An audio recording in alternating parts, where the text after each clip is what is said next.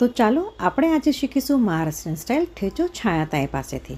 છાયાતાઈએ તવો ગરમ કરીને 1 ચમચી જેટલું તેલ ગરમ કરી અને તેની અંદર તીખા મરચાં અને બહુ જ સારું એવું લસણ એડ કર્યું છે. લસણને અને મરચાંને થોડી વાર શેકી લઈશું.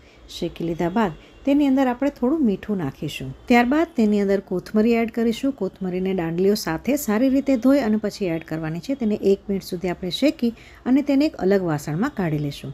અલગ વાસણમાં કાઢી લીધી છે. હવે એ જ તવાની અંદર તેલ ઉમેર્યા વગર 1 મુઠ્ઠી જેટલા સિંગદાણા એડ કરીશું અને તેને સારી રીતે શેકી લઈશું. કહેવાય છે ને કે પ્રેમથી બનાવેલી રસોઈ ખૂબ જ સ્વાદિષ્ટ બને છે. હવે આપણે આ બધી સામગ્રી સરસ રીતે શેકાઈને તૈયાર થઈ ગઈ છે. તો પારંપરિક રીતે તેને પથ્થર ઉપર વાટવામાં આવે છે. તો છાયાતાઈ તેને પથ્થર ઉપર વાટી રહી છે. મિક્સરમાં તમે તેને વાટશો ને તો એટલો સ્વાદ નહીં આવે જેટલો સ્વાદ આ પથ્થર ઉપર વાટીને આવે છે. તો મિત્રો તૈયાર છે ખૂબ જ સ્વાદિષ્ટ અને ખૂબ જ તીખો તમતમતો ઠેચો. આ ઠેચાને લાંબા સમય માટે સ્ટોર કરવા માટે 1 ચમચી જેટલું તેલ ફરીથી મૂકીશું અને 2 થી 3 મિનિટ માટે સાંતળી લેશું.